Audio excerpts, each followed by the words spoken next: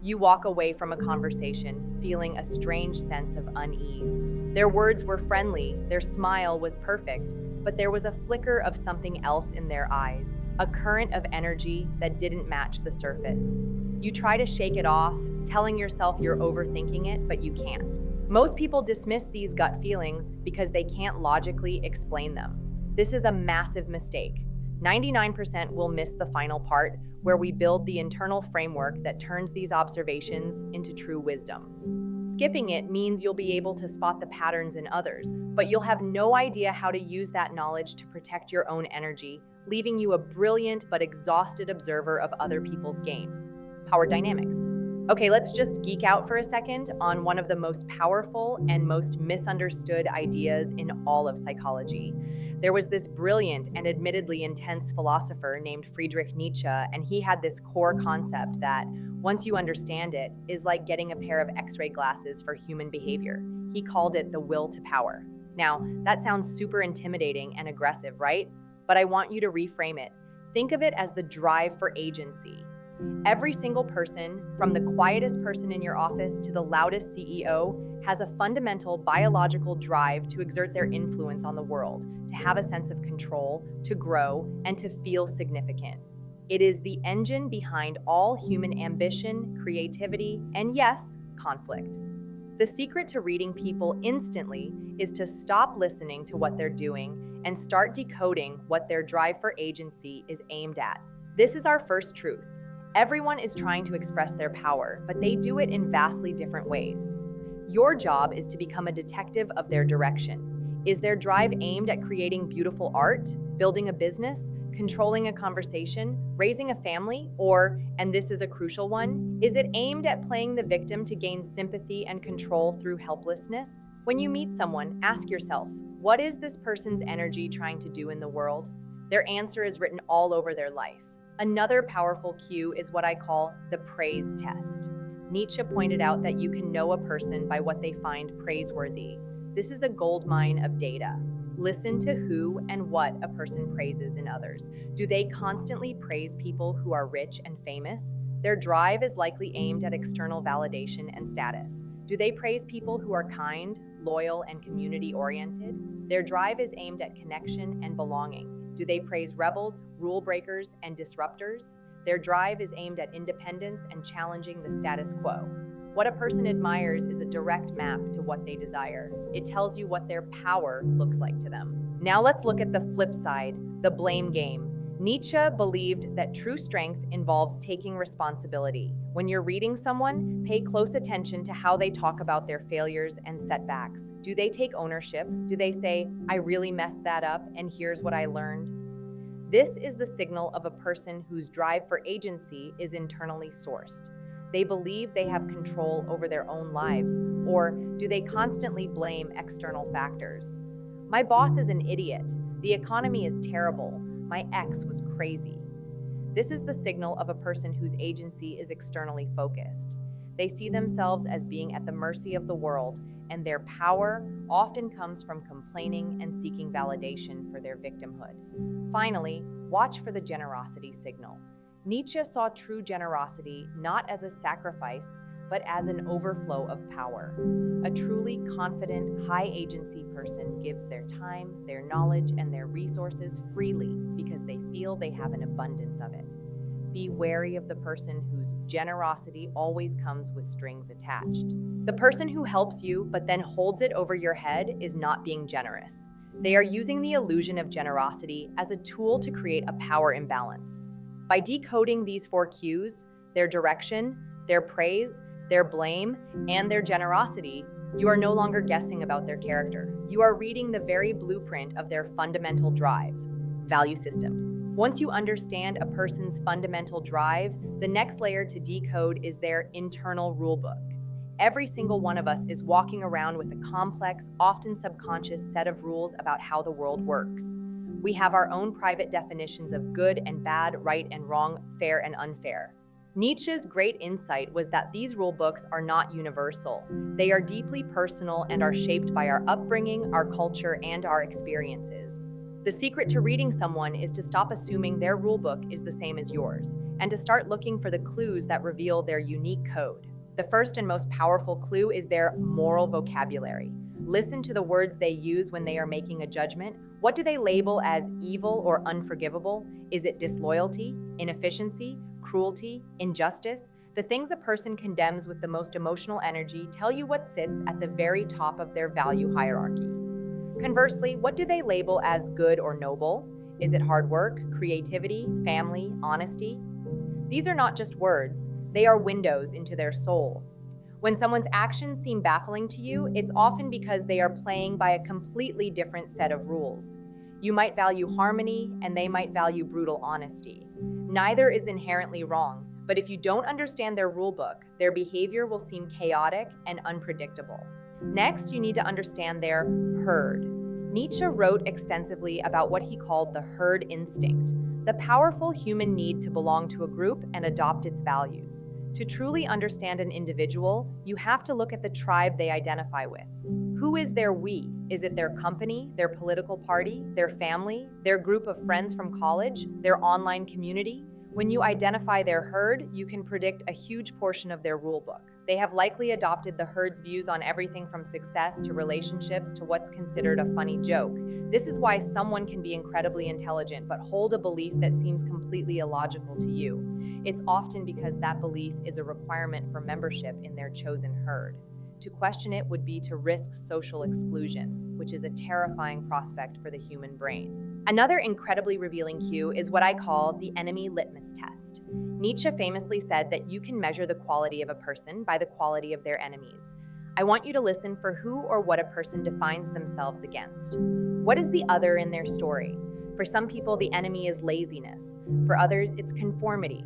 For some, it's a rival company. For others, it's a political ideology. The nature of their chosen antagonist reveals the hero they are trying to be. If their enemy is chaos, they value order. If their enemy is ignorance, they value knowledge. But here's the danger signal. Be very wary of the person whose enemies are all former friends, former lovers, and former colleagues. If everyone who was once close to them eventually becomes a villain in their story, the data is pointing to a pattern not in the world, but in the person telling the story. By decoding their moral vocabulary, their herd, and their enemy, you are no longer just seeing their behavior. You are reading the very source code that generates it. Hidden motives. Okay, we've looked at the big, visible structures of a person's personality, their drive and their values. Now we have to go deeper into the basement of the human psyche. This is where people hide the things they don't want the world to see, and often the things they don't even want to admit to themselves. Nietzsche was a master of exploring these hidden motives. He understood that people are often driven by emotions they would never openly claim, like envy, resentment, and vanity.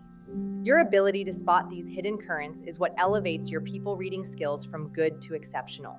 The first and most toxic hidden motive to watch for is what Nietzsche called ressentiment, which we can translate as resentment.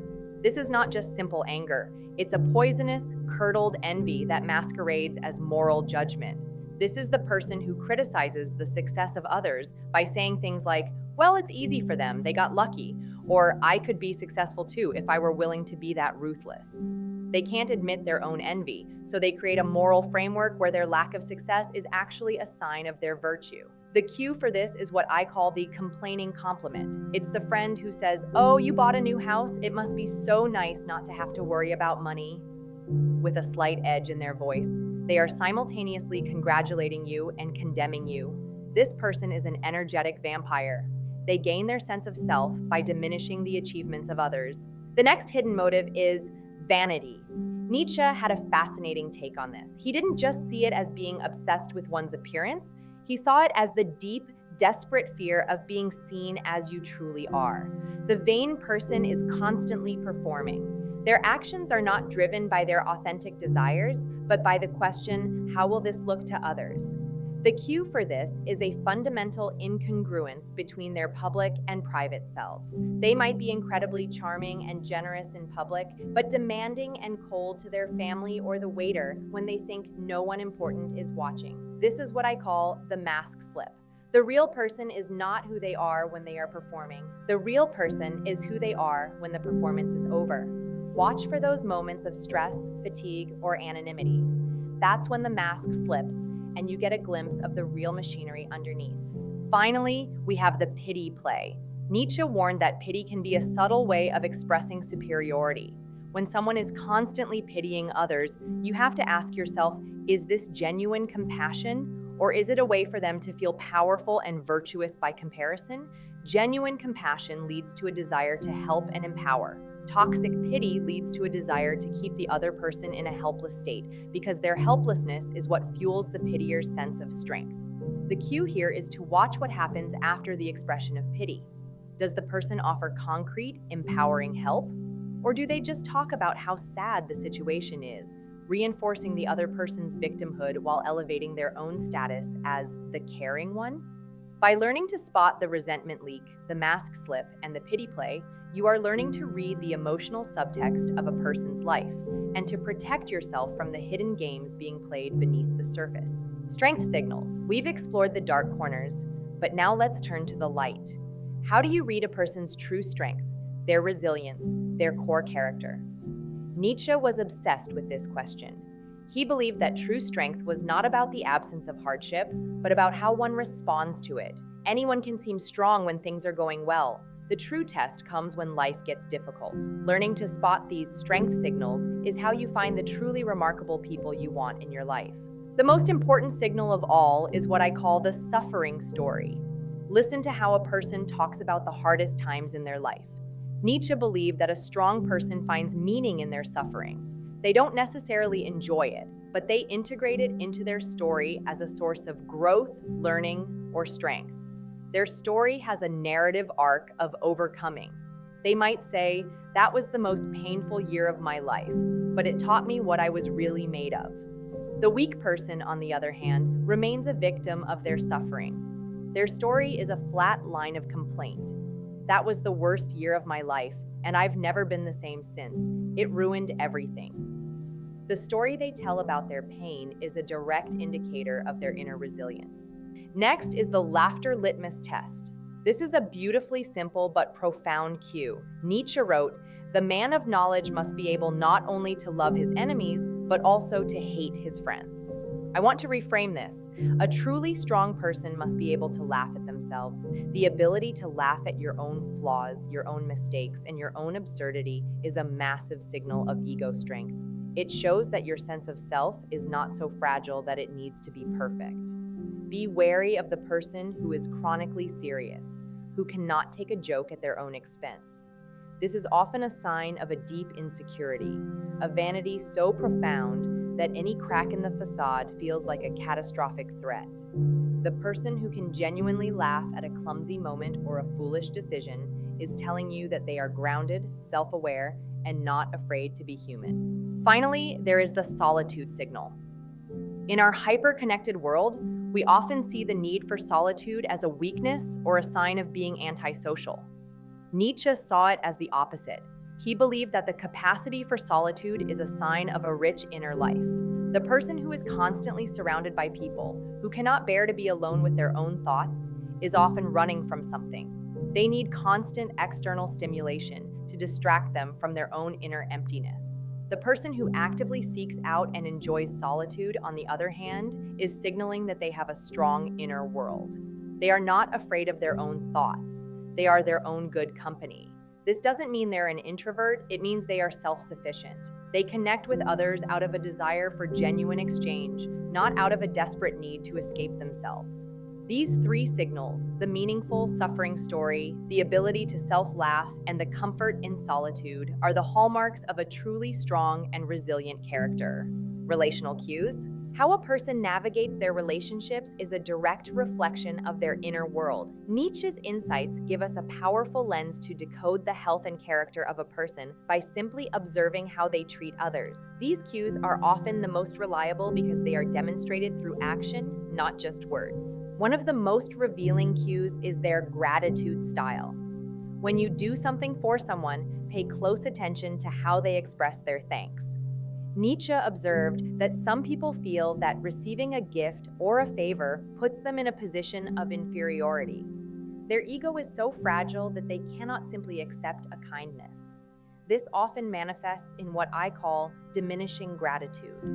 They might say, "Oh, you shouldn't have," in a way that feels dismissive, or they might immediately try to repay you with something bigger, not out of generosity, but to quickly rebalance the power dynamic. A strong, secure person, however, expresses what I call affirming gratitude. They accept the kindness with grace and warmth. Their thanks affirms the connection and the generosity of the giver. It feels good to give to them. They make you feel seen and appreciated. This small difference reveals a huge amount about their ego and their capacity for genuine connection. Next, we have the memory weapon. Pay attention to how people use their memory in a conflict. Nietzsche wrote that a sign of a strong spirit is having a short memory for insults and injuries. This doesn't mean they are a doormat. It means they don't hoard resentments. A weaker character, however, often weaponizes their memory. This is the person who, in the middle of an argument, will bring up a mistake you made 5 years ago. They keep a detailed ledger of all your past wrongs, and they use it as ammunition. This is a massive red flag. It signals an inability to forgive, a desire to maintain a position of moral superiority, and a fundamental lack of trust in the relationship. A person who is constantly looking in the rearview mirror of your past mistakes cannot move forward with you into a healthy future. Finally, there is the flattery filter. Nietzsche was deeply suspicious of flattery, seeing it as a tool of the weak to manipulate the strong. You need to develop a filter to distinguish between genuine praise and strategic flattery. Genuine praise is specific, earned, and often delivered without an audience. It's about the other person's work or character. Flattery, on the other hand, is often vague, excessive, and performed publicly. It's not about you, it's about what the flatterer wants from you. The most important test is to observe what the person says about you when you are not in the room. A person who flatters you to your face but is neutral or critical behind your back is not a friend. They are a strategist. A person whose private praise matches their public praise is someone whose words you can trust. Learning to read these relational cues is about understanding that a person's character is not a static thing. It is a living, breathing process that is revealed in the thousands of small interactions they have every single day. Deception cues. Reading people isn't just about understanding their core character, it's also about spotting the moments when they are being inauthentic or deceptive. Nietzsche was a master at seeing through the social masks that people wear. He understood that people's true intentions often leak out in subtle, indirect ways. Learning to spot these leaks is a critical skill for protecting your energy and making wise decisions about who to trust. One of the most powerful cues is what I call the joke confession. Nietzsche famously said, "Joking is a way of saying something serious." Pay very close attention to the jokes people make, especially those made at your expense or that seem a little too close to the bone. This is often where a person's true feelings, resentments, and judgments are hiding in plain sight. When someone says something critical and then immediately follows it up with, "Just kidding," they are often not kidding. They are testing the waters. They are launching a small trial balloon of their real opinion to see how you will react. If you laugh it off, you have just non-verbally told them that it's okay to think of you in that way. An intelligent person doesn't get angry at these jokes. They simply file them away as important data. The joke is the mask, but the content of the joke is often the truth. Next is the promise pattern. A person's relationship with their own word is a direct reflection of their integrity.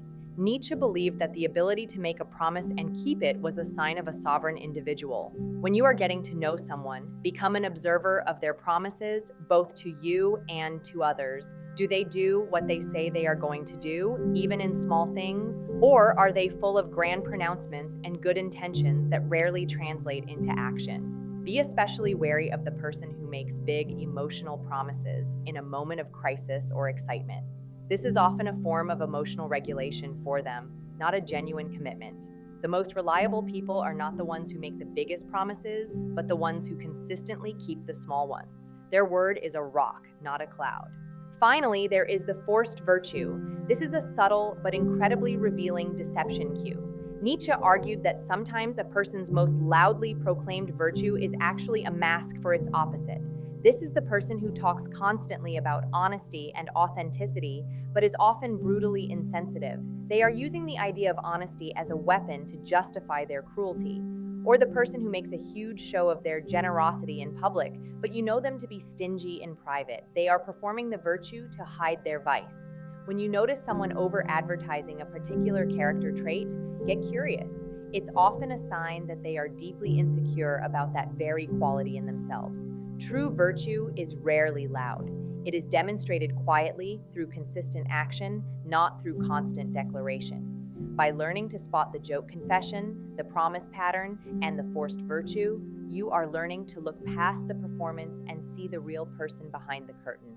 Internal world. This is it. This is the part that 99% of people miss, and it's the part that transforms this entire skill set from a tool for judging others into a tool for profound wisdom. You can learn to spot all 18 of these truths in other people. You can become the most brilliant human lie detector in the world, but if you don't turn this powerful lens back on yourself, it is all a hollow party trick. Nietzsche's most enduring challenge was not to understand the world, but to become who you are. The final and most important truth is this. Every single pattern, motive, and weakness you learn to spot in others exists in some form within yourself. The ultimate power move is to conduct a fearless audit of your own character using these very same tools. What is your drive for agency truly aimed at? Is it what you say it is, or is it something you're afraid to admit? What does your praise test reveal about your deepest desires? Who is in your herd, and which of your beliefs are your own versus those you've adopted for a sense of belonging? What is your suffering story? Are you the hero who found meaning, or the victim who is still trapped in the narrative of pain? This level of self-interrogation is not comfortable. It is profoundly difficult. It requires you to look at your own vanity, your own resentments, your own hidden motives with the same clear, unflinching gaze you have been applying to others.